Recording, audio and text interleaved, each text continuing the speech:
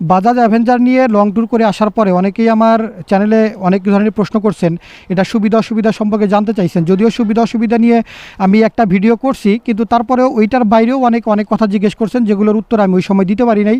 তো সেজন্য ভাবছি যে এটা চালাতে চালাতে অথবা এক সময় এটা নিয়ে একটা ভিডিও করব। তো আমি শুরুতেই বলে নেই যে এটা আমার কাছে মনে হয় নাই যে এটা মন্দ দিক। আমি ভালো মন্দর কথা বলতেছি না, এটা যথেষ্ট ভ্যালু ফর মানি এবং বাংলাদেশের একমাত্র সবচাইতে রিলায়েবল একটা ক্রুজার বাইক হচ্ছে এইটা। যদিও লিফানের আছে, কিন্তু বাজাজ ভাই বাজাজ, আর লিফান তো লিফান, চায়না বাইক।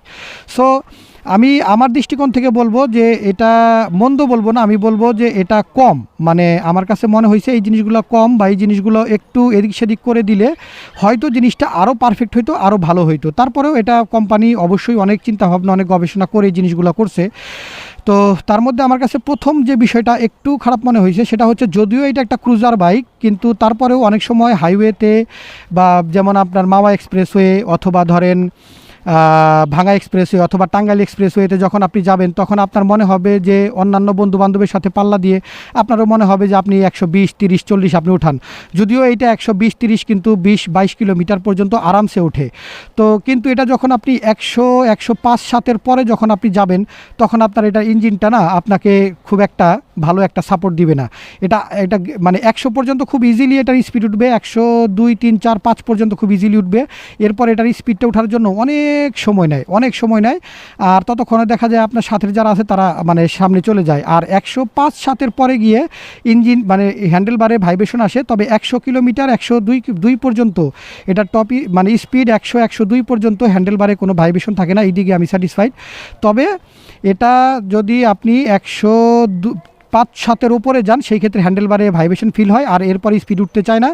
তো আমার কাছে মনে হয়েছে যে মানে যদিও ক্রুজার বাইক যেহেতু 160 সিসি, সো এইটা মোটামুটি আরও একটু মানে রেডি পিক আপ দিয়ে আর একটু টপ স্পিডটা দেওয়ার দরকার ছিল। এই ছিল আমার কাছে একটা। আর দ্বিতীয়ত হচ্ছে এখানে দেখেন যে এইটার যে চাবির যে মানে ইগনিশন কিটা দিচ্ছে এক জায়গায়, আর এটার মানে ঘাড় লকের যে লকটা এটা দিছে হচ্ছে এইখানে। তো দুই জায়গায়, যদিও চাবি একটাই, কিন্তু ঘাড় লকটা এইখানে দিছে, ঠিক আছে, পারফেক্ট, আমার অসুবিধা নাই। কিন্তু এই চাবিটা যদি এইখানে না দিয়ে যদি এইখানে কোথাও দিত, তাহলে আমার কাছে মনে হইতো নিরাপদ বেশি। কারণ এখন এইখানে থাকলে হয় কি, যে দীর্ঘদিন এটা ব্যবহার করার ফলে বা ঝাঁকি খেতে খেতে না এই লকটা না লুজ হয়ে যায়। আমারটাতে যদিও এখনও হয় নাই, যেহেতু এটা নতুন, কিন্তু অনেকগুলোতে আমি দেখছি পুরনো। আমি যখন গোয়া ট্যুরে গেছিলাম ইন্ডিয়াতে, সেখানে দেখছি যে এটা মানে ইগনিশন দেওয়ার পর এটা খুলে আসে। তো এটা করতাম কি, এটা দেওয়ার পরে এখানে বড় একটা লক ছিল, ওইটা দিয়ে মানে এইখানে এটার সাথে মানে বাঁধায় রাখতে হয়, নয়তো হয় কি যে এটা পড়ে যাওয়ার একটা সম্ভাবনা থাকে। তো এই জন্য এটা এইখানে না দিয়ে যদি এটাকে ওপরে উঠাই দিত, সেই ক্ষেত্রে হয়তো জিনিসটা একটু ভালো হইতো। এরপরে যে বিষয়টা সেটা হচ্ছে যে যদিও এইটা কিন্তু একটা কার্বোরেটর ইঞ্জিন, এটা কিন্তু এফআই ইঞ্জিন না। যদিও 160 সিসি, কিন্তু এটা বাংলাদেশে আসছেই এটা কার্বোরেটর ইঞ্জিন দিয়ে। কিন্তু ইন্ডিয়াতে এটার যতগুলো বাইক চলে সেগুলো সবগুলো চলে হচ্ছে আপনার এফআই ইঞ্জিন দিয়ে।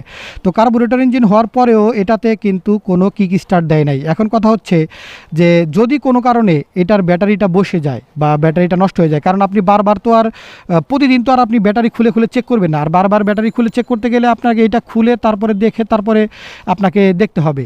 এখন যেহেতু এটা বারবার আপনি ব্যাটারিটা চেক করতে পারবেন না, এখন ব্যাটারিটা যে কোনো কারণে আমরা জানি যে ব্যাটারির যে টার্মিনালগুলো আছে, বিশেষ করে পজিটিভ সাইডে মানে লাল সাইডটাতে কিন্তু করসন নামের এক ধরনের একটা ফাঙ্গাস তৈরি হয়, যেটা বালুর মতো, পাউডারের মতো। ওইটার কারণে কিন্তু ব্যাটারি হুট করে দেখবেন রাত্রে চালায় গ্যারেজে রাখছেন, সকালে দেখবেন যে আপনার গাড়িটা বন্ধ, মানে আর স্টার্ট নিতেছে না, মানে ব্যাটারি বসে যেতে পারে। আর এই ব্যাটারি বসে গেলে তখন আপনাকে হয় ব্যাটারি আবার নতুন করে লাগাইতে হবে, অথবা সেটাকে চার্জ দিতে হবে।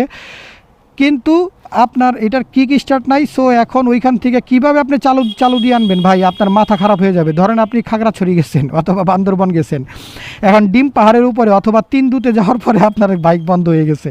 এখন তো ভাই কিক স্টার্ট নাই, এখন সব কিছু চেক করে দেখলেন সব ঠিক আছে, শুধু ব্যাটারি বসে গেছে, এখন তো মাথা নষ্ট। তো এই জন্য এটা যদিও কার্বোরেটর ইঞ্জিন, সেজন্য আমার কাছে মনে হয়েছে 160 সিসি হিসেবে বা একটা বড় বাইক হিসেবে, এটা ট্যুরিং বাইক হিসেবে এটাতে এই সুবিধাটা দেওয়ার দরকার ছিল। যেহেতু এটা একটা ক্রুজিং বাইক, সবাই এটা নিয়ে ট্যুর করবে, সো এটাতে একটা কিক স্টার্ট দেওয়ার দরকার ছিল। এটা আমার কাছে মনে হয়েছে। আর সর্বশেষ লাস্ট যেটা আমার কাছে মনে হয়েছে যে এটার যে হেডলাইটটা হ্যালোজেন হেডলাইট দিছে, কিন্তু এখনকার দিনে আসলে সকল কোম্পানি কিন্তু মানে এলইডি দেয়। অন্তত মানে এটার যে এই ইন্ডিকেটর লাইটগুলো আছে এগুলো বাল্ব আছে থাক, কিন্তু অন্তত এই লাইটটা চেঞ্জ করার দরকার ছিল, হেডলাইটটা। এই হেডলাইটটার কারণে হয় কি যে আপনি কেনার পরেই আপনাকে হেডলাইটটা চেঞ্জ করতে হবে, নয়তো আপনি রাস্তায় কিছুই দেখবেন না। মানে হাইওয়েতে তো দূরের কথা, আপনি এলাকার রাস্তাতেও দেখবেন না। হ্যাঁ, যদি এমন হয় যে পুরো অমাবস্যার রাত গ্রামের রাস্তায় চালাইতেছেন, আশেপাশে কোনো লাইট টাইট জ্বলতেছে না, শুধু আপনি একা চালাইতেছেন, সেই ক্ষেত্রে এটা ঠিক আছে। তো আমার কাছে এই কয়টা জিনিস একটু খারাপ মনে হয়েছে বা মানে কম মনে হয়েছে, এগুলো যদি একটু চেঞ্জ করে দেয় সেই ক্ষেত্রে হয়তো বাজাজ অ্যাভেঞ্জারের প্রচার প্রসার বলেন বা বিক্রি বলেন হয়তো আর একটু বাড়তো। তো এটা আমার কাছে মনে হয়েছে। আপনাদের কার কাছে কি মনে হয়েছে কমেন্ট বক্সে লিখে জানাতে পারেন। তো আজকের মতো এই পর্যন্তই বন্ধুরা, আশা করছি যারা বাজাজ অ্যাভেঞ্জার কিনতে চান তারা এই ভিডিওটা দেখে উপকার পাবেন। আর যদি উপকার পান তাহলে আমার চ্যানেলে একটা সাবস্ক্রাইব করবেন, আমার ভিডিওতে লাইক করবেন এবং শেয়ার করবেন। আজকের মতো এই পর্যন্তই, ভালো থাকবেন, সুস্থ থাকবেন, আল্লাহ হাফেজ।